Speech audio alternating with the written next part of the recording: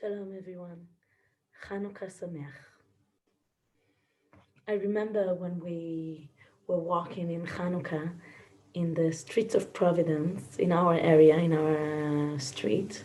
I remember that I enjoyed to see the lights of the Chanukah, of the Chanukiah, of the candles of Chanukah in houses that were near me, but I didn't know that Jewish people live there. And I just enjoyed to know that there are more Jewish people in my street than I thought of. And I want to share with you the Braita from the Gemara on Masechet Shabbat that speaks about where to put your menorah, where to light your Chanukah in Hebrew. So the Gemara says like that. Tanur Rabbanit, the sages said from the Mishnah time, and they say like that. Ner Chanukah mitzvah lehanicha al petach beito mibachutz. The mitzvah is to put the Chanukah lamp at the entrance to one's house on the outside, okay, that everyone will see it. But then it continues, Im haya dar be'aliyah, manicha bechalon hasmucha lerashut harabim. If you live on the second floor, or even higher, so put it in the window that people could see. Samuch lerashut harabim. Uvish'at hasakana, manicha al shulchano v'dayo. But if it's a danger era, so just put it on your table in your house and that's it. So we have here like 3 levels of where to put the Chanukah. The best is outside at the entrance of your house. If not then, if not there, so in the window, and if not in the window, if it's a dangerous time, just put it on your table. So what is this dangerous time? According to Rashi, Rashi says, just a moment. Rashi said, what is this danger? And he says like that the Persians had a law that on their holy days, that they would light a candle only in their house of Avodah Zarah, the idolatry. That's what we have from Masechet Gitin. It means that no one else could light a candle in his house or in his window. And because of that, it was danger, because you couldn't light the candle. That's Rashi. But Rashi didn't live in the time of the Persians, right? He lived in the 12th century in ancient France. And also his pupils, his students, were Tosfot, Baalei Tosafot. And when they speak about what is danger, they says like that. Just a moment.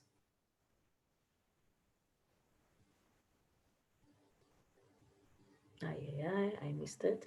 Okay, so I thought I had it in English, but I will say it in Hebrew and I will explain. I will try to. So when the Tosfot speaks about what is this danger, he says he is not even telling us what is the danger. He's just telling, as the Tosfot doing a lot, what he see outside when they are going outside of their house, what they see in France. So according to Rabbi Yitzchak, one of Baalei Tosafot, he says that before that, in the last sugya on the Gemara, they ask about where to light the candle. And we know the answer, right? Ad shetichle regel min hashuk. Till when people are still in the market, when people are still outside, you can light the candle. And then there, Rabbi Yitzchak says, we don't need to be afraid when exactly we will light the candle. Because today, everyone are lighting inside. So if you light inside, so you just need that the people of the house will be awake and not who cares what's going out, what is happening at the street. So that's interesting because, by the way, a lot of time when we read the Parshanim, the commentaries, we learn from them a lot about history. So here we see that you're supposed to light it outside. And Rashi says that the origin, when the Mishnah speaks about what is danger, is because of the Persians, but actually also in his days and the days of Baalei Tosafot in France, no one is lighting outside. And we can understand that maybe it really was a danger in France to light a candle and to mark your house as a Jewish house. But it's interesting because when the Ritva speaks about what is this danger, and the Ritva is he's like in 1300, 1400, 14th century, sorry. So he says, what is this danger? He says, it's not sakanat nefashot. It's not something that if you light the candle, you will die. Because if it was that, so pshita, al mitzvat aseh lo yareg, because we have only 3 mitzvot that we need to do, yahareg v'bal yavo. If you can't do it, it's better that you'll die. And Chanukah is not one of them. So it's not a question that if it's dangerous to you, like a real threat, you shouldn't light the candle outside. That's pashut, that's pshita, that's understood. So what is this danger? He says, even sakanat tsar or iva kmo betzarfat. Like in France, maybe that people won't just, I don't know, that you will feel sorrow, or just people won't like the fact that they know that it's a Jewish home. And because of that, Rashi and Tosfot said that that's the danger. So the danger is not something like very serious, even just that you will feel not comfortable. But then he even continues and says, ולפיכך היה אומר מורי הרב ז"ל, שכשנושב רוח שאי אפשר להדליקה בחוץ, מדליקה בפנים ביתו. So the rabbi of the Ritva is Hara'a, Rab Aharon Halevi. He said, that's what the Ritva said in his claim that he said in it, and he says it in his name, that even if there is a wind outside, you can just light inside. So look how danger became from this horror story of Rashi to Tosfot that says, yeah, just no one light outside. And the Ritva says, yes, what is danger? If there is like wind even. So it's like a very small, even not like real threat, just there is wind, okay, so let's light inside.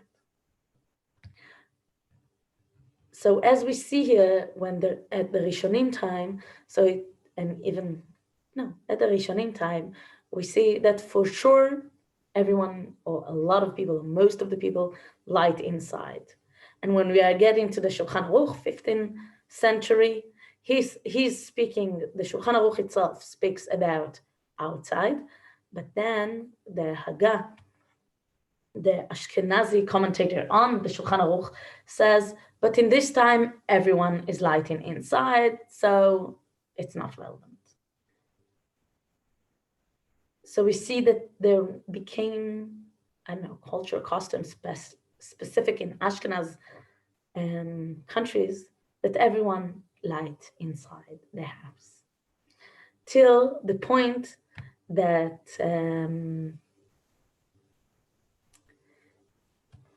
that when people start to ask, just a moment, can we go back and light outside?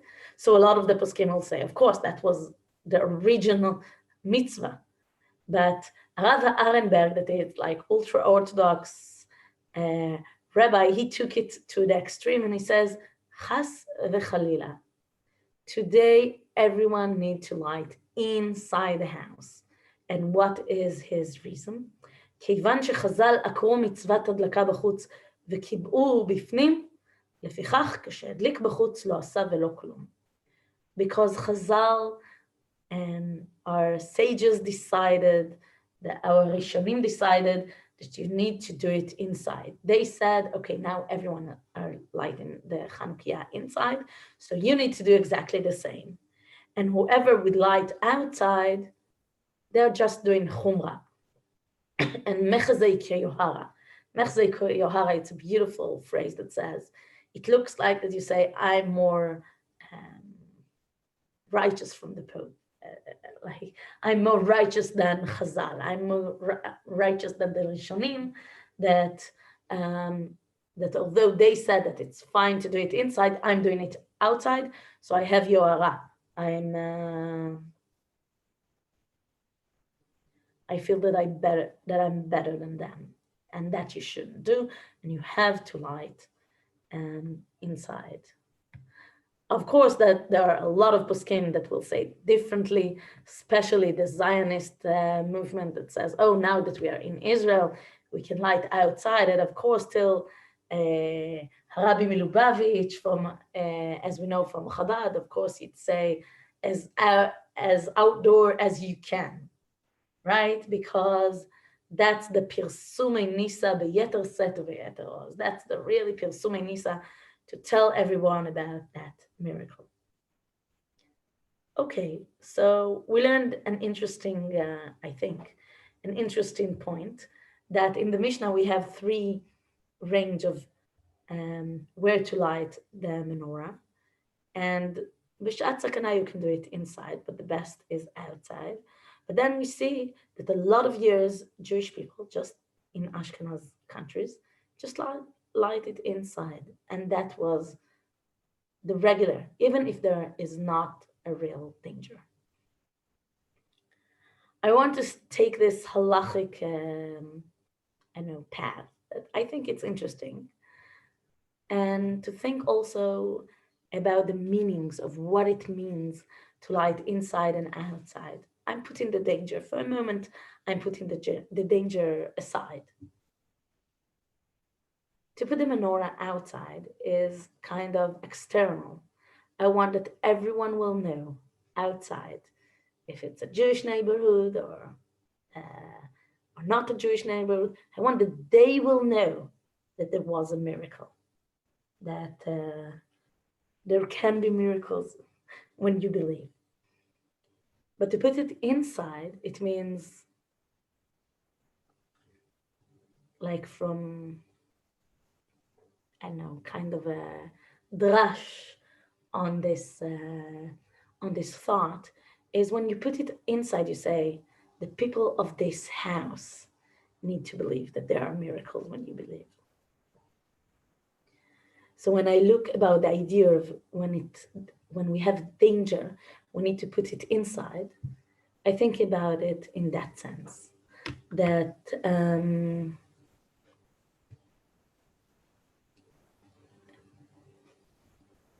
that what we need in danger times, we need our faith. We need to know that that could be miracles. And when we put the menorah on our table, in our house, it's something for us. We, the people that live here, need to have faith, need to have hope. Although when we put it outside, when Asaf and I just got married, and it was the first Chanukah, and my family all the time light, also inside the house, but also outside. And we had only one Chanukah at the beginning, so I wanted to put it outside because I really like this custom. And Asaf said, no, like when you put it outside, what about the holiday spirit inside the house? You don't have it. You just put it outside. That's not the real Chag. It's not, you don't feel Chanukah, and Chanukah is, I think, one of the most gorgeous and beautiful holidays that there are. So to put it in the window, it's a great, right? Like midway that also shows outside, but also you have this beautifulness inside your house. But I want to go back to the idea that I just said, that I think I would say that in dark days, if it's because there are antisemiyut, or sometimes just we have dark times. I know, COVID, and moments that we have questions in our faith, we need the light to ourselves. Not necessarily it means that we shouldn't put it also on a window that also other people outside will see it, and we get, I don't know, some faith, some light. But the idea is this light, this candles of hope will enter our neshama inside. And I think that this Chag also, we need it specifically. I know that the situation in Rhode Island is not that easy with the COVID issues. And I want to offer us to see the lights of our candles, of our Chanukah, that need to help us in danger. Not to help us in danger in the sense of not to put it outside because maybe someone will come and kill us.